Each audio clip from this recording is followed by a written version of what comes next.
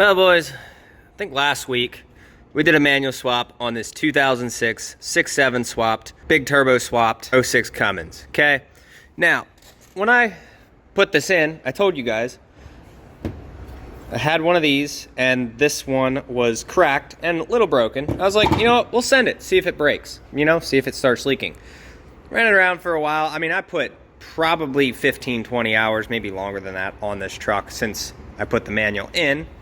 We did some custom modifications because personally I like where the factory shifter's at, but it is now finally leaking at the spot where I knew it would.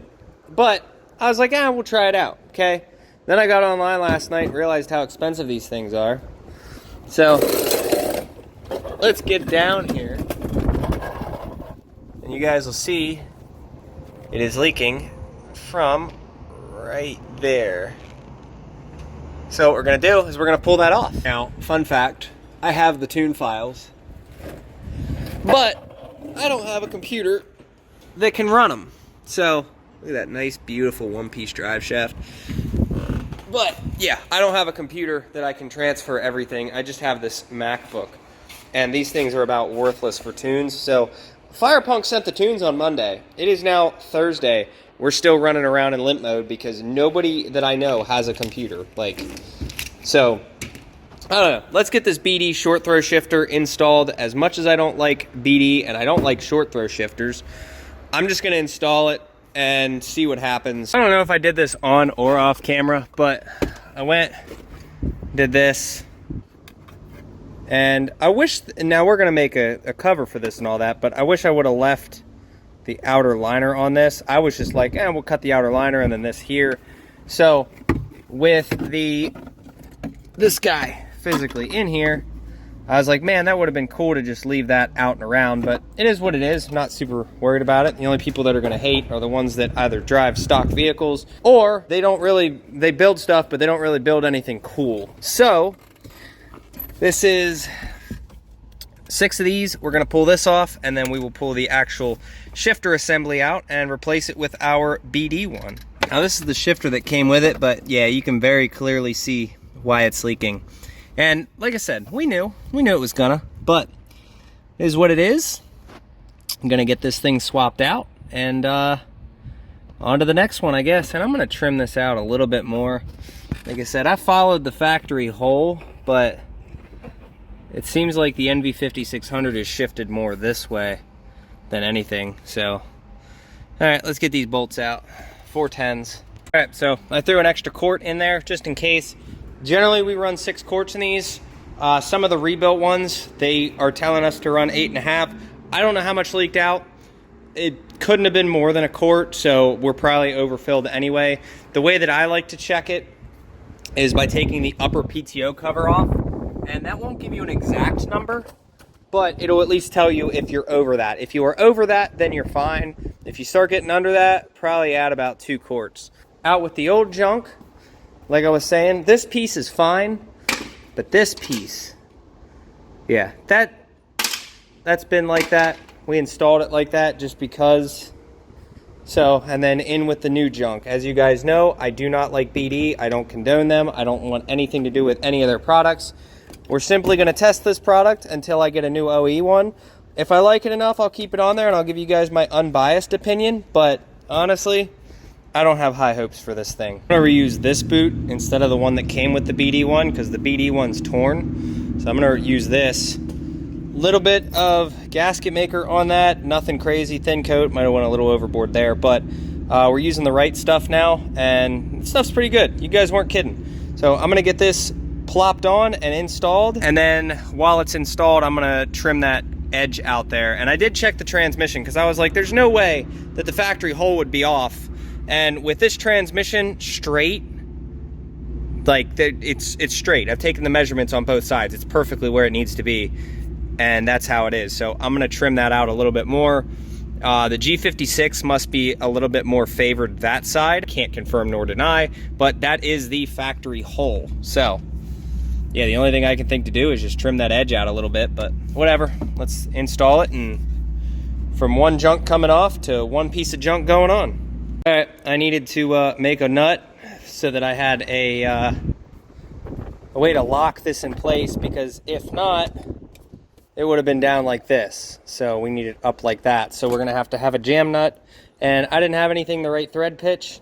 Went and checked it on my thing, what it's gonna be. I think it was 9/16 by 13, which isn't on my thing, but a bolt size down, 9/16 12 course, or sorry, half inch 13 course. Those nuts had the same thread pitch, and the bolt had the same thread pitch as the 9/16, just this one's a 9/16. So unfortunately my kit doesn't have that. So I'm gonna have to buy more of these with more sizes, because there's been a lot of sizes that I haven't had, but I'm not changing the thread pitch of a shifter. So I might turn that into a tap, honestly, just cut some grooves into it. But yeah, we'll see. I'm gonna get this to cool down because this thing is super hot. And then we'll jam nut it in there, and then I can put the cover back on. All right, shifter is in. We have everything down there all nice and prettied up. So, first, second, unless I really try.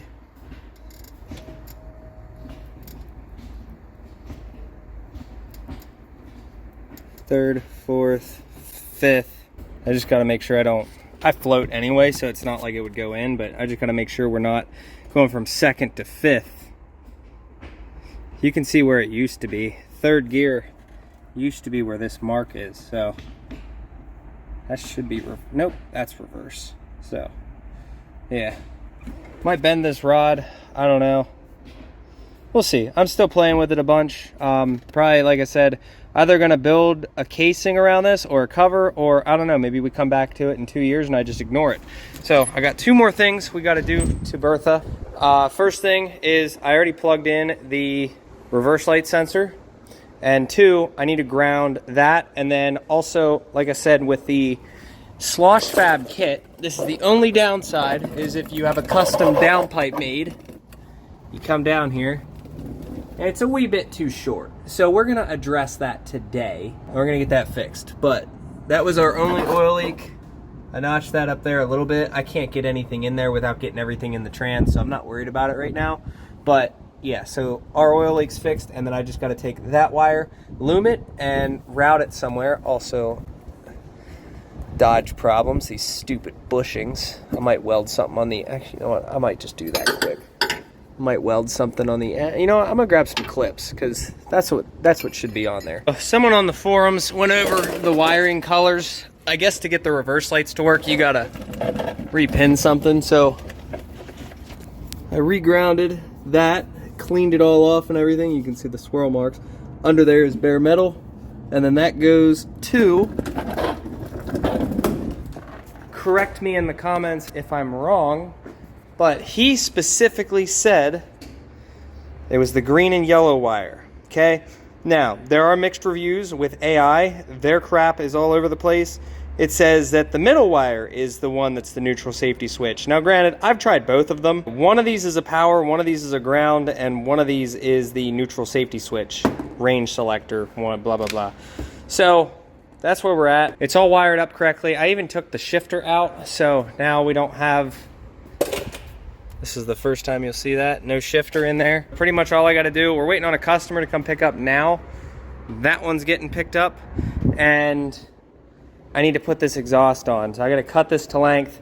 That way we no longer have an exhaust leak down here at the downpipe. So then Bertha is 100% again. But I will get these tune files in, and then I just gotta get 2 clips. You can see the little holes right there. Need to get 2 clips for that so that this thing doesn't just randomly fall out. Wouldn't mind welding a nut or a bolt to it so that you can like screw these in, but I'm not that super worried about it. I can make one of them again if it falls out. All right, exhaust has been moved back a little bit, and the extension has been made. So there you guys go. Made a nice, beautiful extension up there. And yes, I cut slits in it because I needed a 5-inch to fit, you know what I mean? An inside out diameter needs to fit an outside diameter. So there you go. Exhaust is done. Customer's supposed to be here in half an hour. I gotta go pick up an actuator for another customer tonight. So let's get to it. We're almost done here. All right, so My thoughts with the short throw shifter, it's actually not bad. It's not bad at all. I missed one gear. I grinded third. It was my bad. Even with the clutch in, it was my bad. But other than that, I mean, my unbiased opinion, like I said, I'm not a fan of short throws, but for what this truck is and needs, I guess it makes sense. We'll see if it leaks. Josh said it leaked on his truck, so we'll see. I'm heading up to my dad's to grab a part for the red truck, so we'll see. All right, so it's been another day. I'm gonna check under the truck. It's hard to tell if there's any leaking, but I don't think there is. But I gotta take this thing on the highway and I'll check it again.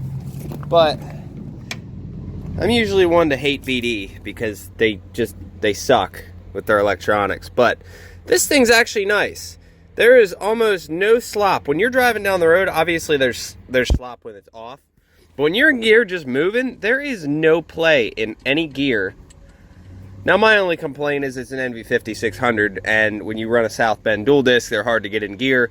So sometimes it's a little difficult to get into reverse. But this thing's not bad, and I don't know what it is. I am able to adapt to anything. I made this change, I could adapt to it. The lockup switch, I've never accidentally locked it up when I shouldn't have. Little things like that. I'm always able to adapt. So this is a very short throw compared to what it was. Like this would, you know, pretty much be hitting the dash. It's actually not bad. Other than missing one gear yesterday, it just for some reason would not go into third. And I had to pull back out, re-rev match it, get it back in. I might end up just keeping it. We'll see. But I needed a quick fix because that other one was definitely leaking horribly. It's been a couple days with the BD one. And if you guys want to know if it leaks, it do. So this is BD's like little squishy plate here. This thing's super thin. So what I did was I pulled it off. I'm sitting here, we're actually about to set up the shelving units. Yes, I finally went and got the commercial shelving units. So now we're gonna throw them up. But I was like, you know what? The new one leaks just like Josh said it would. So I went and I used the OE one. We have this sitting tightened in the perfect position right now. Just letting the RTV set up. I'm gonna give it probably another 30 minutes. Feels dry now, but I'm gonna give it another 30 minutes. This is the right stuff. So it's tight enough to where the RTV starts to smear, and I'm just gonna let it sit here and go from there. So this is the BD short throw shifter, and then I reused obviously their top hat part, and then I put my shifter somewhere. So let's turn that off. I'm just waiting for that to dry. Wasn't leaking a lot, but I guarantee if I were to do a long trip on the highway, it'd probably be a problem. So then I broke the shift knob on this thing. So I was like, screw it. I don't like that the factory, they leave a little bit of a rubber bushing in here. So I welded that solid, cleaned that up, tapped a handle. My new shift knob will be here today, but I really liked this shift knob. If somebody can find me one, I don't know where that, oh, that was me last night. If someone can find me one of these made out of like actual metal and contoured to the hand, I would take one of those in a heartbeat. But yeah, as you can see, when to go into reverse. If you guys know how NV5600s work, they're hard to get in gear sometimes, especially with a dual disc clutch. They're very hard to get in gear. So ended up literally punching the dash because it broke.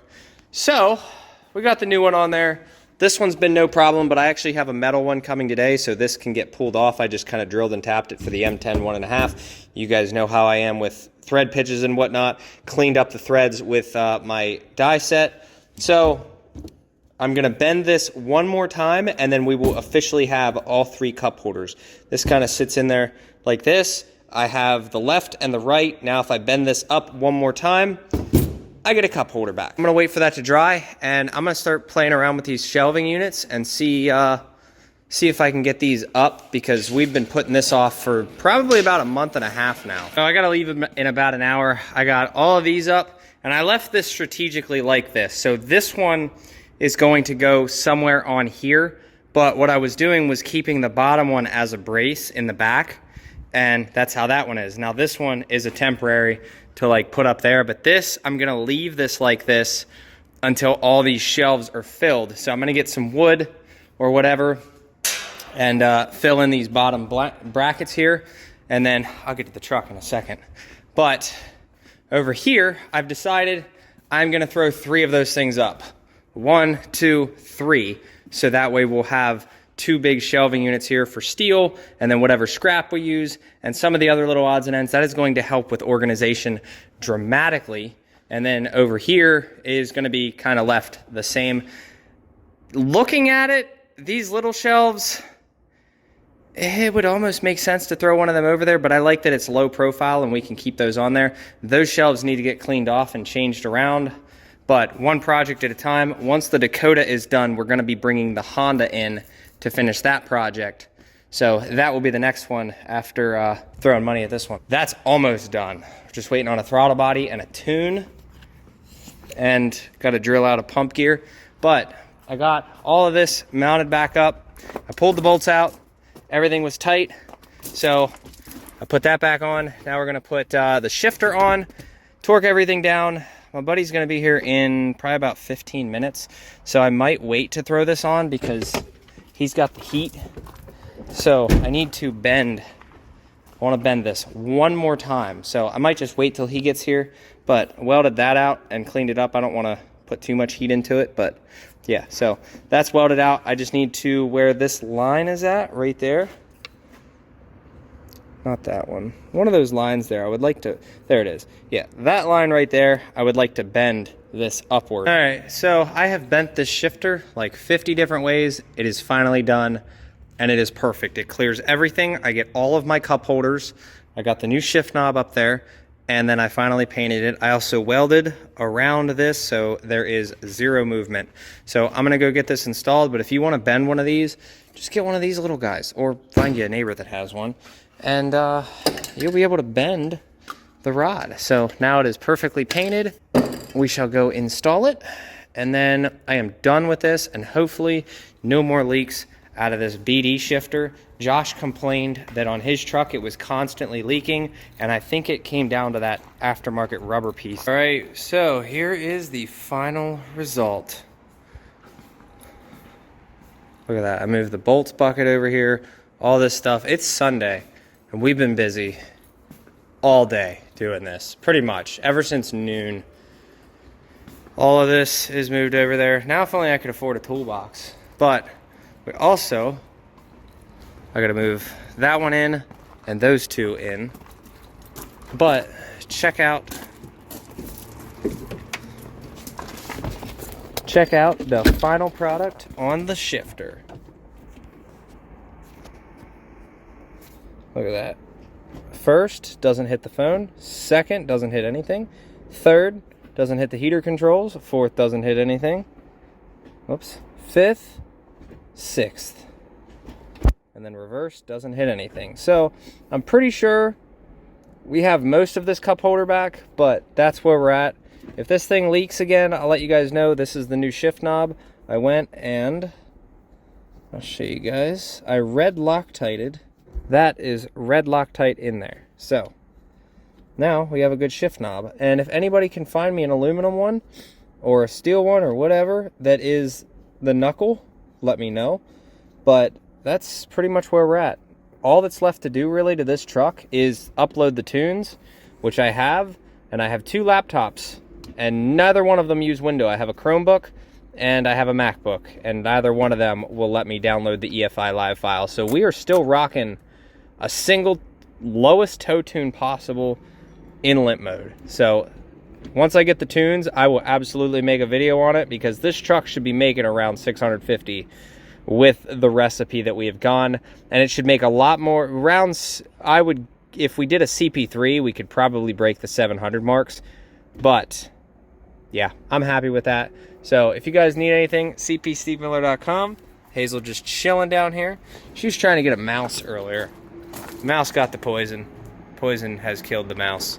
So if you guys enjoyed, like, comment, subscribe, I guess, and whatever the guys do. But if you didn't enjoy, don't like it, don't comment, and don't subscribe. Actually comment, because you guys help with the engagement. So see you guys.